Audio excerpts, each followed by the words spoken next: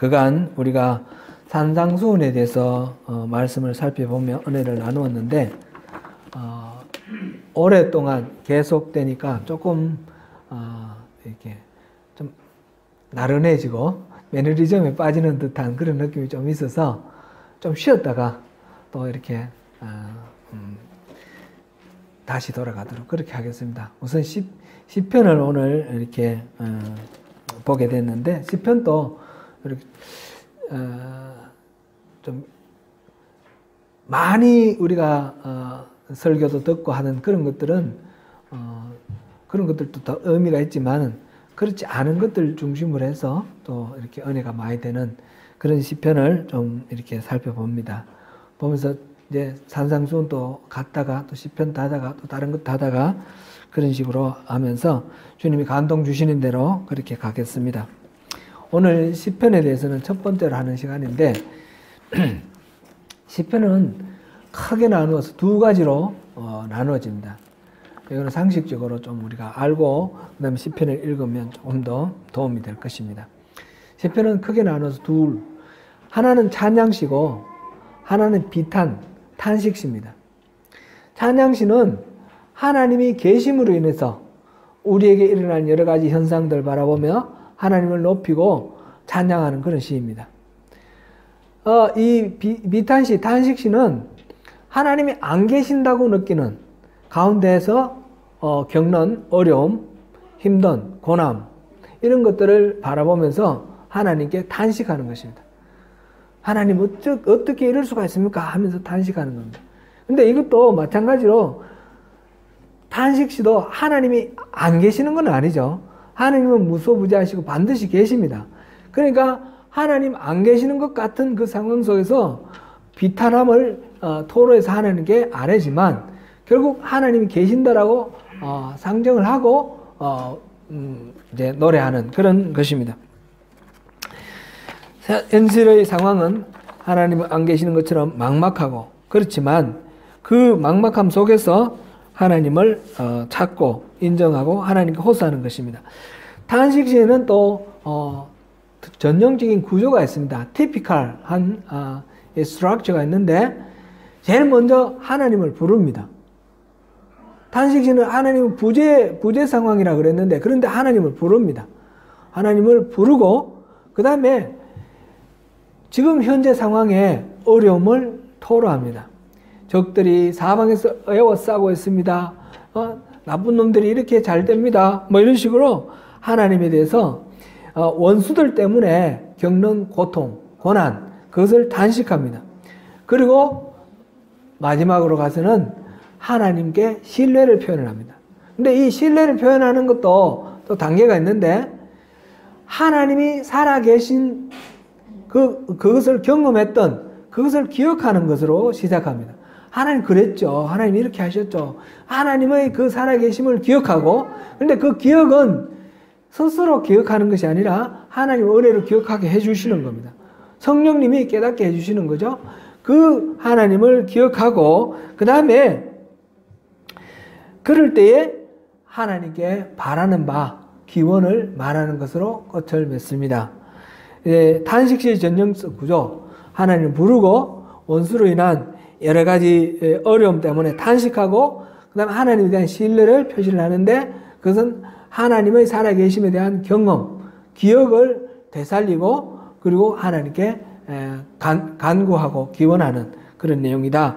이렇게 상식적으로 앞으로도 이 탄식시, 비탄시가 많이 나올 텐데, 그럴 때 그런 것을 염두에 두시고 이렇게 보시면 좋습니다. 물론 이 구조가 100% 다 나오는 것은 아닙니다. 어떨 때는 빠지기도 하고. 그런데 오늘 우리가 보는 이 시편 3편은 아주 전형적인 그런 모델 같은 그런 시입니다. 여기에 이 구조가 전부 다가 고스란히 다 나오는 그런 거죠. 먼저 시인은 하나님을 부르는데 어떻게 불렀습니까? 여호와여, 여호와여, 그렇게 불렀습니다. 아주 간결하게 불렀습니다. 우리가 기도할 때 하나님에 대해서 우리가 여러 가지로 부르는 방식이 있습니다. 예를 들어서 전능하신 하나님, 또는 자비로우신 하나님, 하나님의 이름 앞에 이런 수식어를 붙여서 하나님을 부릅니다. 그럴 때 붙이는 수식어는 주로 내가 경험한 하나님입니다. 내가 큰 위중한 병에 걸렸다가 하나님 은혜로 고침을 받았으면 당연히 하나님은 나를 고쳐주시는 하나님, 치료하시는 하나님, 여호와 라파, 하나님의 그 고쳐주시는 그 일에 대해서 이렇게 믿음을 고백하고 싶어하는 그런 마음으로 그렇게 하나님을 부릅니다. 또는 어떤 위험한 상황 속에 있을 때에 나를 지켜주시고 보호해주시는 것을 경험을 했을 때는 하나님을 나의 방패 되시는 하나님, 나의 피난처 되시는 하나님, 이런 식으로 하나님을 부릅니다. 또는 위기 가운데 자기가 흔들리고 유혹에 넘어지고 이럴 어떤 위기가 있었는데 하나님을 신뢰함으로 다시 우뚝 섰다면 나의 반석이신 하나님, 이런 식으로 내가 경험한 하나님을 이렇게 고백하면서 하나님을 부를 수 있습니다. 그것이 자연스럽고요. 그런데 정작 우리가 간절할 때 하나님을 부르는 방법은 어떻습니까? 우리가 일상적으로 새벽 기도를 한다든지 우리가 혼자 기도할 때 어떻습니까? 정말 간절할 때, 그럴 때는 저의 경우는 그렇습니다. 아버지, 다른 수식어 다 빼버리고 아버지 그렇게 부릅니다. 또는 여호와 우리 아버지만 이렇게 부를 때, 이 간결하게 부르는 이 부름이 사실은 마음속에 간절함을 담는 그런 부름, 호칭이 됩니다. 지금 이 시편 3편에서 여호와여 이런 부름은 바로 그런 간절함을 나타내는 그런 호칭이다, 이렇게 볼 수 있습니다. 이게 이제 나의 경험을 담아서 하나님을 전능하신 하나님, 치료하시는 하나님 이렇게 부르는데, 이것이 우리가 또 너무 상투적으로 그냥 쭉 붙여버리는 그런 말이 된다 그러면 오히려 그것이 거북하고 자연스럽지 않고 또 하나님하고 상관없는 그런 듯한 느낌이 들 수도 있습니다.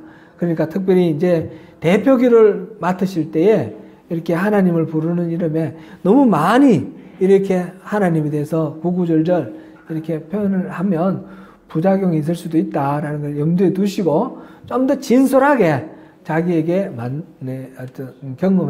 경험하게 해주신 하나님, 그 하나님을 부르는 방식으로 그렇게 부르면 더 좋을 거다, 그런 생각이 듭니다. 이 하나님을 부르고 난 뒤에 그 다음에 하는 이 시인의 노래가 나의 대적이 어찌 그리 많은지요 일어나 나를 치는 자가 많으니이다. 지금 이 시인은 먼저 하나님을 부르고 하나님 나의 대적이 너무 많습니다. 나를 치려는 자, 나를 죽이고 나를 망하게 하려고 하는 자가 사방에서 지금 우겨싸고 있다, 그런 표현이죠. 너무너무 많습니다. 그렇게 표현을 하고 있습니다. 참고로 그 표제어를 우리 한번 읽어보고 그 다음에 생각하면 좋겠습니다. 3편 표제어 위에 제목처럼 붙어 있는 게 있죠. 뭐라고 되어 있습니까? 읽어보시겠습니다. 시작. 다윗이 그의 아들 압살롬을 피할 때에 지은 시. 다윗의 아들 압살롬이 반역을 일으켜서 다윗의 그 왕의 자리를 빼앗고 다윗을 잡아 죽이려고 추격해오는 그런 급박한 상황입니다. 다윗은 몸을 급히 빼서 도망을 가는 그런 상황입니다. 다윗의 아들 압살롬이 반란을 일으켰는데 다윗은 이 아들 압살롬을 끔찍이 사랑했습니다. 그것은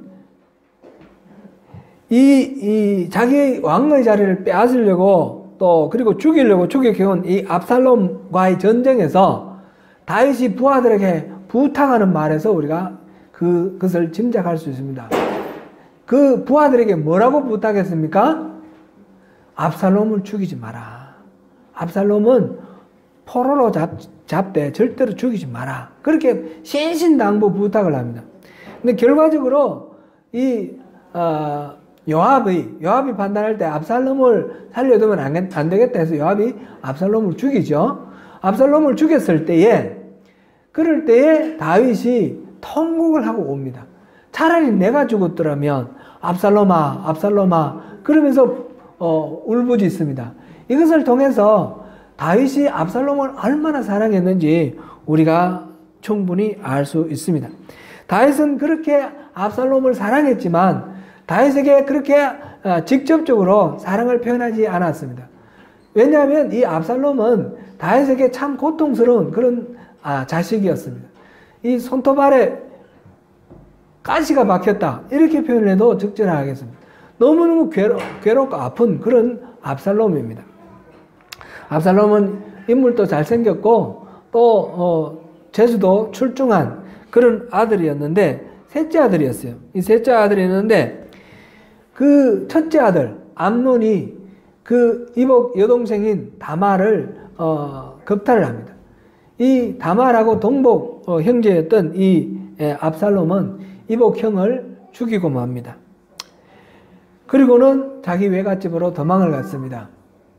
다윗의 입장에서는 큰아들도 잃어버렸고 둘째 아들은 어려서 아마 병들어서 죽은 것 같아요. 둘째 아들은 없는 상태에서 이 압살롬이 이제 맞이가 되었는데 이놈이 또 도망을 갔습니다. 살인자가 되어서 도망을 갔습니다.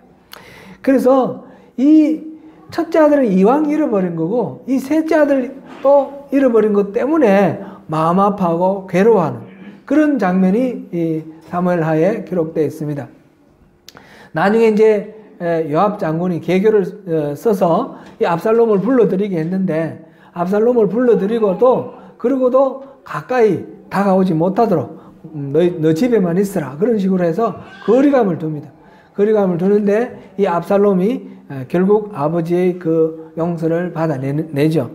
그랬을 때 이 다윗은 그 아들을 또 마지못해 받아들이면 압살롬이 자기 형을 죽인 그런 살인자인데 그 살인한 거 그리고 또 자기 여동생을 급간한 암논을 꾸지람하지 않은 것도 문제고 이 살인한 이 압살롬에 대해서도 제대로 이렇게 꾸지람하지 않은 그런 것도 문제인데 다윗은 굉장히 우유부단하고 또 여러 가지 약점이 많았던 것 같습니다. 어쨌든 간에 이 못난 아들 압살롬이 반란을 일으켰는데 이제 여기서 우리가 생각해 보면 좀 이상한 점이 있습니다.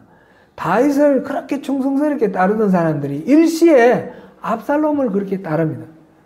압살롬이 지금 그런 나쁜 짓을 하고 아버지로부터 그렇게 거리를 두게 만든 그런 역할, 악한 그런 행동을 했는데 그가 돌아와서 3년밖에 되지 않았는데 그가 반란을 일으켰을 때 그냥 모든 신하들, 거의 많은 신하들이 대부분의 신하들이 다 압살롬 편에 써버리는 것입니다.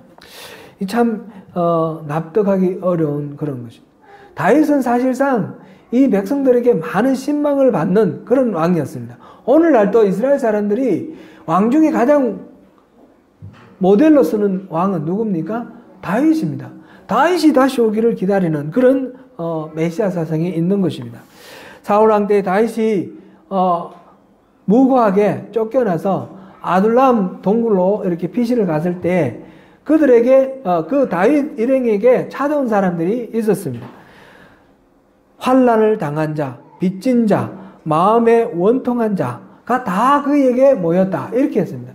세상에서 소외당하고 어려움을 겪었던 사람들은 다 다윗을 의지하러 그렇게 달려갔습니다. 다윗은 사울왕을 2번이나 죽일 수 있는 그런 기회가 있었는데 자기를 죽이려고 추적해온 이 사울을 죽이지 않습니다. 하나님이 길어모으신 왕을 내가 손댈 수 없다. 그렇게 말을 합니다. 그 정도로 다윗은 하나님의 뜻을 순종하고 하나님 뜻대로 살려고 하는 그런 사람이었습니다. 그래서 사람들은 이스라엘 백성들은 다윗을 굉장히 존경했습니다.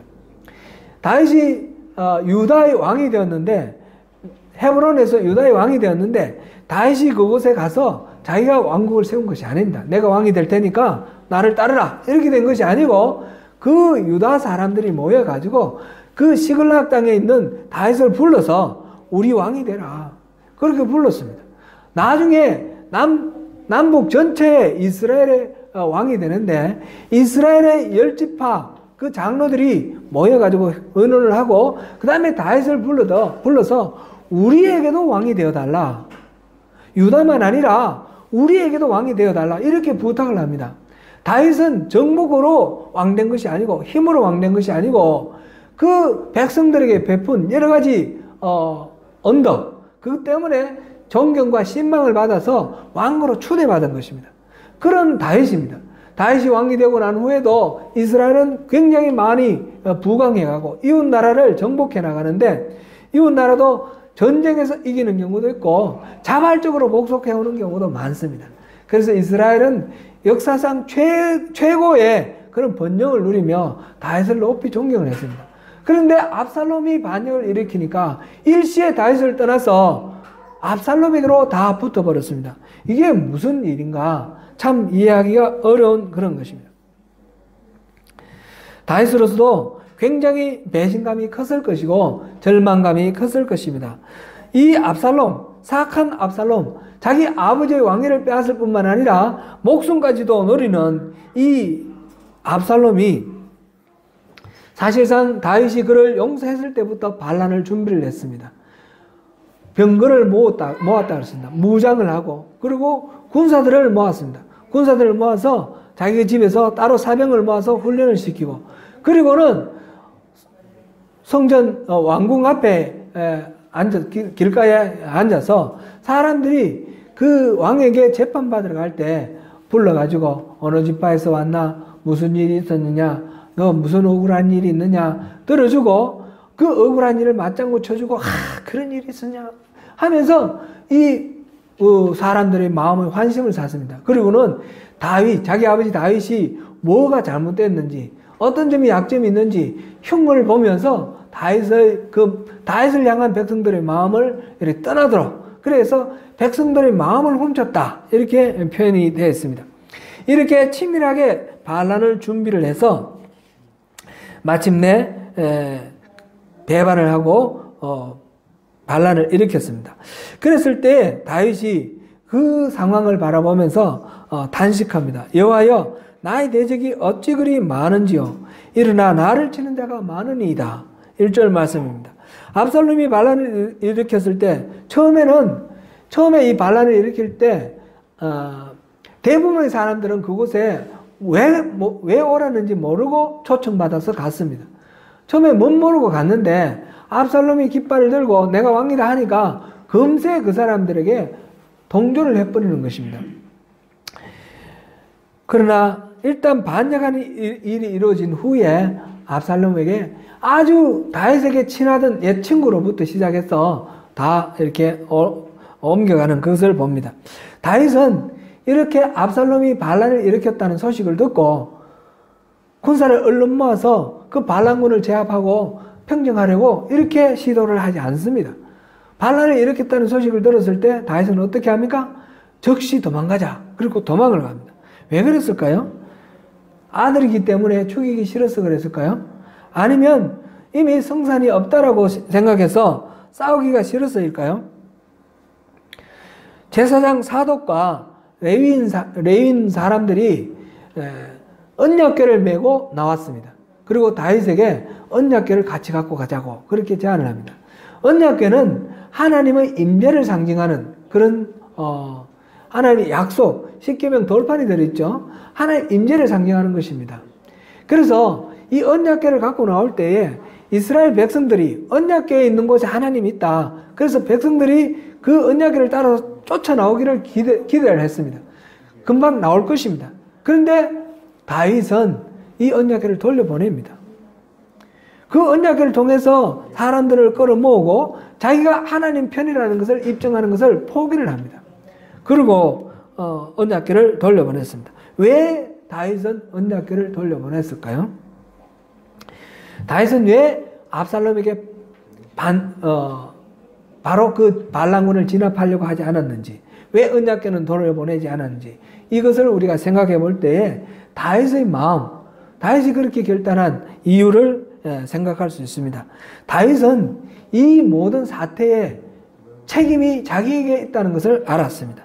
지금 겉으로는 무모한 압살롬이 왕위를 빼앗고 목숨을 거두려 가는 반란으로 보이지만 다윗은 이 사태 그 배후에 하나님의 징계하심이 있다.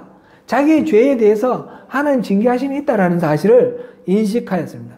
이 사태가 일어났을 때 하나님의 그 경고가 이제 현실화되었구나. 하나님이 나를 벌 주시는구나 하는 걸 깨달았습니다. 다윗이 밧세바를 범하고 이를 감추기 위해서 밧세바의 남편 우리아를 전장에서 죽게 만들었습니다.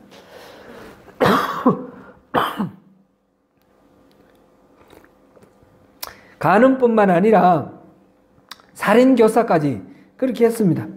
우리아가 죽었다는 소식을 듣고 그 장례를 마치고 얼른 밧세바를 불러들여서 그의 아내로 삼았습니다. 이 일을 성경에서는 사무엘하 11장 27절에 다윗이 행한 그 일이 여호와 보시기에 악하였더라 이렇게 평가를 하였습니다. 나단 선지자를 통해서 다윗의 죄를 질책하신 하나님은 이렇게 말씀하셨습니다. 보라, 내가 너와 내 집에 재앙을 일으키고 내가 내 눈앞에서 내 아내를 빼앗아 내 이웃들에게 주리니 그 사람들이 내 아내들과 더불어 백주에 동침하리라. 너는 엄밀히 행하였으나 나는 온 이스라엘 앞에서 백주에 이 일을 행하리라. 그 집안에 칼이 끊이지 않겠다라고 말씀하시고 재앙을 일으키겠다고 말씀하셨는데 아들이 형제 간에 서로 상잔을 일으킬 때 그것이 바로 자기의 죄 때문이라는 것을 알았습니다. 이제 아들이 반란을 일으키고 자기를 죽이려고 할 때 이것 또한 내 죄 때문이라는 것을 알았습니다. 실제로 이 다윗이 떠나고 난 뒤에 이 압살롬은 아버지의 후궁들을 옥상 위에, 왕궁 옥상 위에 천막을 치고 그들을 이렇게 차지하는 그런 것을 보여줍니다. 백주에 모든 백성들이 보는 앞에서 왕의 아내를 차지했다라는 것은 바로 왕의 모든 권위를 빼앗았다 그런 의미입니다. 그런 식으로 하는 것을 봅니다. 모든 것이 하나님이 경고하신 대로 이루어지고 있는 것입니다. 다윗은 지금 압살롬이 반란을 일으켰을 때 바로 이렇게 하나님께 경고하셨던 것이 현실적으로 이루어졌다라고 받아들였기 때문에 이 압살롬의 이 반란에 적극적으로 제압하려거나 또는 진압하려고 하지 않았습니다. 그리고 적극적으로 언약궤를 가지고 간다든지 해서 백성들의 마음을 자기가 의도적으로 이렇게 자기 편으로 끌려고 하지 않았습니다. 그리고 말합니다. 언약궤를 돌려보내면서 만약 하나님이 나를 왕으로 인정하신다면 다시 언약궤가 있는 이곳으로 돌아오게 할 것이다 라고 말합니다. 그리고 도망가는 길에 시므이라는 사람이 베냐민 지파 사람이 다윗을 모욕하고 저주합니다.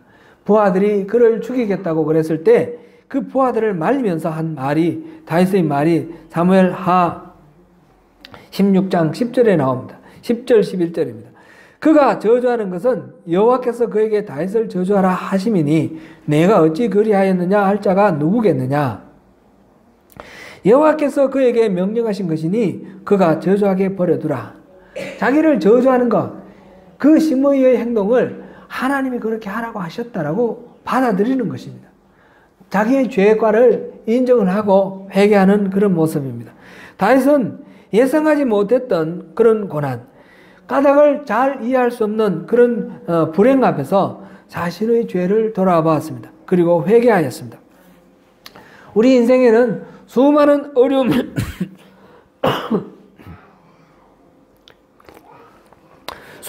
어려움이 있습니다.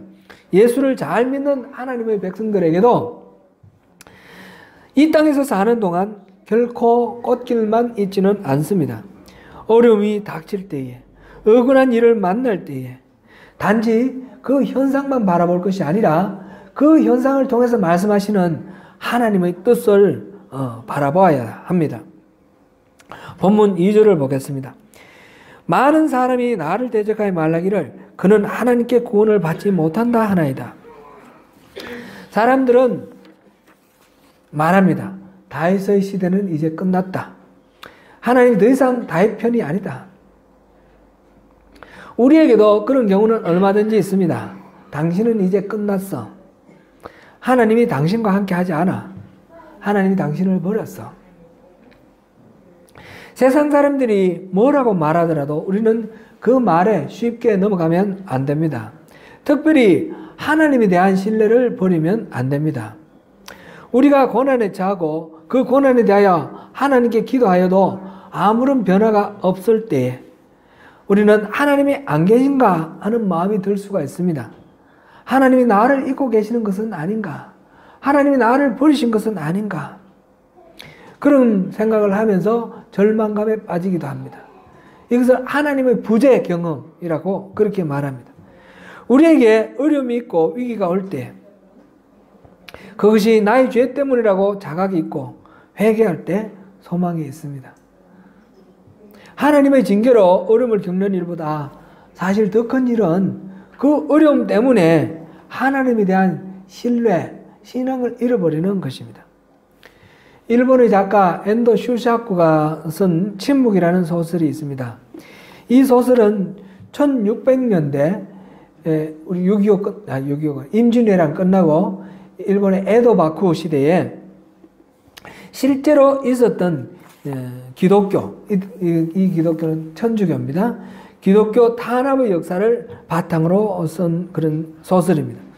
포르투갈 출신 신학자이자 사제인 페레이라라는 그런 인물이 나오는데 이 사람은 실제 인물로 굉장히 유명한 그런 높은 어떤 수준에 도달한 신학자이요 사제였습니다. 근데 이 사람이 일본에서 일본 지역 그때는 천주교가 자유롭게 이렇게 선교될 수 있었습니다. 그 임진왜란 때 가등청정, 가도 기요마사 그쪽에는 깃발 자체가 십자가 아닙니까? 그 천주교 사제가 같이 들어왔습니다. 그렇게 일본에 천주교가 이렇게 퍼져 있다가 이제 천주교를 탄압하고 모든 것들을 부정하게 부인하게 그렇게 됐습니다. 예수님의 얼굴을 동판에 새겨놓고 그것을 밟고 지나가라 해서 밟고 지나가는 사람을 살려주고 못 밟는 사람을 죽입니다. 그런 탄압이 있을 때에 이 교구장이었던 이 페레이라가 배교를 했다는 소식이 들립니다. 로마 교구청, 특별히 제수이트파 사람들이 이 일본에 선교를 했는데 그들에게 큰 충격이 되었습니다. 그래서 예수회, 제수이트파 예수회 같은 내용이죠. 이 사제들 중에 많은 사람이 일본에 잠입해 들어가서 이 페레이라를 만나서 그에게 차라리 당신 순교하시오 그 말을 전하고 싶어 합니다. 특별히 그들의 그 페레이라의 제자들이 자기들이 존경했던 스승이 배교를 했다는 것은 참 견디기 어려운 그런 소식입니다. 그래서 주인공으로 로드리고라는 사람이 나오는데 이 사람이 실질적으로 일본으로 잠입에 들어갑니다. 마카오를 통해서 일본 사람이 도움을 받아서 잠입에 성공해서 그 크리스찬들을 비밀리 예배하는 크리스찬들과 더불어서 예배도 드리고 그러면서 이 페레이라를 만나러 가다가 중간에 잡혔습니다. 하나님께 그 순교하는 사람들을 현장을 바라보면서 하나님께 수도 없이 기도를 합니다. 그런데 그 장면이 너무너무 끔찍합니다. 어떻게 저렇게 끔찍하게 잔인하게 죽음을 당하는데 하나님은 보고만 계십니까? 하나님 살아 계십니까? 그러나 하나님은 전혀 반응이 없습니다. 이 소설의 제목이 침묵으로 나오는 이유가 그것 때문에 그렇습니다. 이 로드리고는 크리스찬들이 순교하는 장면을 목격하면서 그 과정 속에서 자기는 결국 순교하겠다고 결심을 합니다. 나중에 페레이라, 자기 스승 페레이라가 찾아옵니다. 와서 예수를 부인하라. 그리고 살아라. 네가 살아야 된다. 네가 진정으로 이 믿음을 이 땅 일본에 간직하려면 네가 예수를 부인해야 된다. 그렇게 말을 합니다. 그런데 그 스승의 말이 같지 않아서 스승에게 당신이 배교를 해야 된다고 그러면서 하는데 한 가지만 내 소원이 있는데 밤에 내가 순교하는 건 무섭지 않은데 밤에 잠자는데 이 사람들이 코 고는 소리가 너무 많이 들려서 내가 잠을 잘 수가 없다고 코 좀 골지 않게 해달라고 그랬는데 그 스승이 하는 말이 그 코 고는 소리가 아니야. 바로 고문받는 소리야. 그 사람들은 배교를 해도 살 수가 없어. 바로 로드리고 네가 배교를 해야 그 사람들이 살 수 있어. 그 사람들이 누구냐? 너와 같이 예배드렸던 그 시골의 농촌에 있던 그 사람들이야. 너 그 사람들을 위해서 네가 배교해. 그렇게 말을 하는 겁니다. 결국은 이 로드리고는 그 사람들 생각하면서 고민하고 있는데 예수님께서 환상 중에 나타납니다. 내 얼굴을 밟아라. 나는 밟기 위해서 이 땅에 왔다. 밟아라. 괜찮아. 그 예수님의 말씀을 듣고 로드리고가 결국 그 예수님의 동판을 밟고 배교를 합니다. 이 엔도 슈사쿠가 말하고자 하는 그 핵심은 참 복잡하고 헷갈리고 저도 참 이 소설을 읽으면서 참 너무 마음이 무겁고 힘들었습니다. 현실 속에서 실질적으로 이거는 역사적인 사건이니까 일본이 그 이후에 기독교 국가가 된 거 아닙니다. 그 이후에 계속해서 탄압을 받았고 지금도 일본 전체 인구의 1%도 안 됩니다. 예수를 믿는 사람이 안 됩니다. 이런 일이 왜 있습니까? 하나님 왜 침묵하십니까? 그런 질문이 있습니다. 그러나 이 소설을 쓴 작가의 생각은 진정한 신앙은 예수님의 마음을 품는 것이다. 생명을 존중하는 것이다. 그것을 말하고 싶어 했습니다. 우리 인생 속에서 우리가 고난을 당할 때가 있는데 참된 위기는 고난 당하는 것 자체가 위기가 아니라는 것입니다. 하나님께 기도를 해도 아무런 응답이 없을 때에 그럴 때에 하나님 자신이 안 계시는 것 아닌가 하나님에 대해서 부인하는 그런 마음이 우리 속에 들어오는 것입니다. 그 신앙이 무너지는 것이 진짜 위기라는 것입니다. 우리가 고난 당하는 것이 위기가 아니라 그 고난을 인해서 우리 신앙이 무너지는 것. 그럴 때에 우리가 다시 한번 생각해 봐야 되겠습니다. 우리가 기도할 때에 무엇을 기도하며 우리가 고난 가운데 하나님께 부르짖고 하나님 앞에 나갈 때 무엇을 기도할 것인가? 무엇을 붙들 수 있는 것인가? 하나님의 우리가 이제 하나님의 손을 구하는 자, 하나님 얼굴을 구하는 자, 우리 그렇게 나눠서 봤습니다. 하나님의 손을 구하는 자는 하나님이 우리에게 베풀어 주신 은혜를 구하는 사람입니다. 지금 이 위기 속에서 이 위기를 면하게 해달라, 이 위기를 이기게 해달라라고 하는 것은 그것조차도 하나님의 손을 구하는 것입니다. 하나님의 손을 구하는 사람은 시험에 들고 그 믿음을 잃어버릴 수가 있습니다. 그러나 하나님 자신을 구하는, 하나님 얼굴을 구하는 사람은 어느 누구도 하나님의 얼굴, 하나님 자신을 빼앗아갈 수는 없습니다. 하나님이 우리가 하나님을 찾는 것을 이 핍박, 탄압을 통해, 억압을 통해서 하나님이 우리에게 베풀으신 은혜는 빼앗아갈 수 있지만 하나님 자신은 빼앗아갈 수가 없다는 것입니다. 세상에 어떤 것도 우리에게 하나님을 빼앗아갈 수는 없습니다. 시인은 이 원수들의 핍박과 조롱, 억울한 상황에 대해서 탄식하면서도 이 하나님을 잃지 아니하고 하나님에 대한 신뢰를 노래하고 있습니다. 이게 본문 3절의 내용입니다.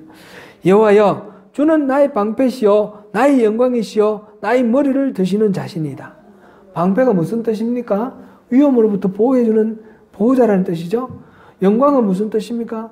나의 모든 이 땅에서 짓밟히고 이 땅에서 모욕당하고 이 땅에서 내동댕이 쳐지는 그런 모든 자존심, 자존감, 이 모든 것들 상관없이 하나님이 나를 귀히 여겨주시면 내가 영광스러운 존재라는 그런 자부심을 가질 수 있게 해주시는 그분이 바로 하나님이시라는 거죠. 그리고 하나님께서는 나의 머리를 드시는 자다. 우리가 지치고 힘들고 낙심될 때 고개를 숙입니다. 이 고개를 들게 해주시는 분. 고개를 든다라는 것은 다시 용기가 생기고 다시 힘이 나고 다시 소망이 생기는 그런 상태를 우리 고개를 든다라고 표현을 했습니다. 그렇게 해주시는 분이 바로 하나님이시라는 것입니다. 시인은 위기와 고난 앞에서 하나님이 베풀어 주셨던 은혜를 기억합니다. 그 하나님은 또한 나의 기도를 들어주시는 분이기도 합니다. 4절, 5절, 6절 우리 같이 한번 읽어보겠습니다. 시작. 내가 나의 목소리로 여호와께 부르짖으니 그의 성산에서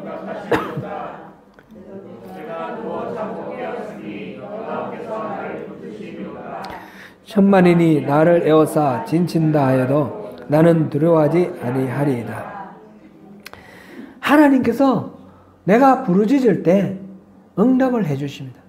내가 원하는 것, 그것을 이루어 주신다는 뜻이 아니라 내가 부르짖을 때 하나님이 그래, 내가 여기 있다. 내가 고통스러울 때 그래, 내 네 고통을 다 알고 있다.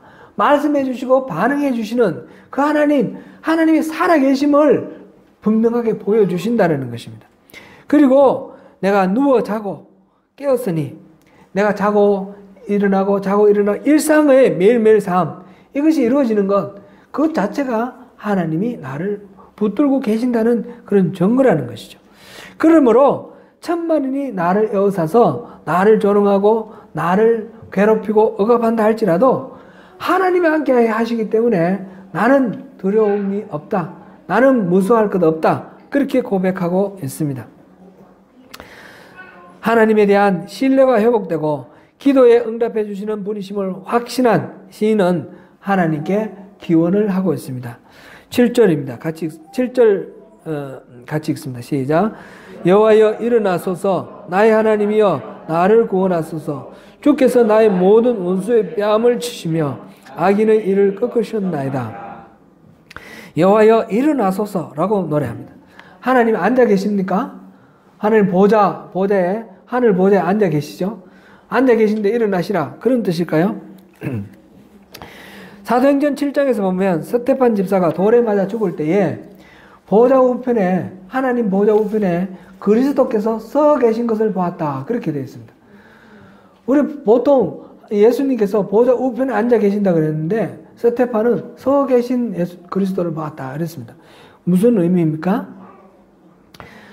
예수님께서 활동하고 계신다는 것을 인간적인 어떤 관점에서 그렇게 표현을 한 것입니다. 예수님께서 지금 가만히 계시는 것이 아니라 활동하고 계신다. 내 인생에 직접 개입하고 계시고 섭리하고 계신다. 그것을 스테판이 고백하고 있는 것입니다. 물론 하나님께서 앉아 계시더라도 하나님은 일하십니다. 앉아 계시나 일어서시나 하나님 계시는 것 자체로 하나님 일하시는 것은 분명합니다. 그러나 하나님께서 일어나소서라고 말하는 것으로 하나님 본격적으로 이제 일을 해 주십시오. 나의 이 위기와 나의 이 어려움, 나의 이 모든 상황 속에서 하나님 나를 새롭게 해 주십시오. 이 위기를 타개하게 해 주십시오. 그런 간구를 지금 인간적인 관점에서 일어나시라는 그런 표현으로 하나님께 간구하고 있습니다. 나의 모든 원수의 뺨을 치시며 악인의 이를 꺾으셨나이다. 뺨을 치시며 이 부분에 대해서 영어 성경 보니까 strike all my enemy on the jaw cheek라고 안 하고 jaw라고 했습니다. 이 턱을 쳤다는 거죠. 그냥 이제 때리는데 뺨을 쳤다 그러면 손바닥으로 때리는 것 같은 그런 뉘앙스가 있지 않습니까? 턱을 쳤다 그러면 주먹으로 치는 것 같아요. 어느 게 더 강한 것 같아요? 이 뺨을 치는 거는 그냥 단순한 모욕을 주는 거예요. 이 아파가지고 뭐 어떻게 되는 거 다치고 그런 건 아니에요. 그런데 주먹으로 치는 거는 턱뼈가 부러질 수도 있고 지금 이를 꺾으셨다 그랬습니다. 이를 죄다 빼버리는 그런 타격을 주는 것입니다. 단순히 뺨을 치고 턱을 치는 모욕을 주는 정도가 아니라 이 턱뼈가 깨지고 이가 빠져나올 정도로 그렇게 고통과 아픔을 주는 그런 것을 지금 하나님께 주문을 하고 있습니다. 하나님 저 원수 저 이를 다 죄다 뽑아버리세요. 턱을 완전히 깨버리세요. 하나님께 그렇게 부탁을 하는 겁니다. 내 원수를 완전히 지금 좀 속되게 표현해서 작살을 내버리고 짓밟아 버리세요. 그렇게 부탁을 하는 겁니다. 이 시편에는 이런 원수에 대한 보복, 이런 이야기들이 많이 나옵니다. 이게 인간의 자연스러운 어떤 감정의 표현이죠. 너무너무 억울하고, 너무너무 분하고, 너무너무 감당하기 어려운 그런 고통입니다. 저 원수를 가만두지 마시고, 그냥 박살을 내버리십시오. 이렇게 부탁하는 건 당연합니다. 단식 시에 흔히 나타나는 이 원수들에 대한 저주. 이제는 우리 그리스도인, 온전히 용서를 받은 우리는 다르게 적용을 해야 할 문제입니다. 최근 산상수훈을 통해서 우리는 악한 자를 대적하지 말라 하는 그런 말씀을 보았습니다. 안갚음을 하지 말라 그랬습니다. 뿐만 아니라 원수를 사랑하며 너희를 박해하는 자를 위해 기도하라 그랬습니다. 원수에 대한 보복을 요청하는 것은 지극히 자연스러운 인간적인 모습입니다. 그러나 원수 갚는 것은 하나님의 일이라는 것을 우리가 알고 믿는다면 그런 보복 요청은 다시는 하지 않습니다. 하나님의 용서는 죄를 용납하시는 것이 결코 아닙니다. 하나님은 죄와 절대 공존할 수 없습니다.